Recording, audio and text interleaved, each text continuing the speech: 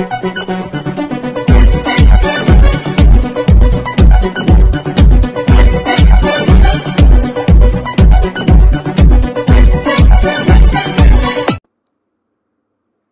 To the BN9 news channel. మా లక్ష్యం ప్రజాపక్షం.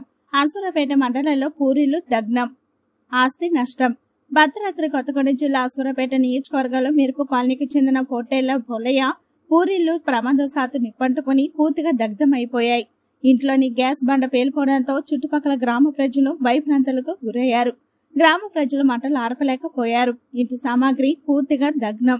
సుమారు 80,000 నగదు మరియు 2 బంగారపు చెవిజోలు, 2 జతల పట్టీలు, 1 ఉంగరంతో పాటు బ్యాంకుకు సంబంధించిన బాండ్లు, ఇతర డాక్యుమెంట్స్ పూర్తిగా దగ్ధం.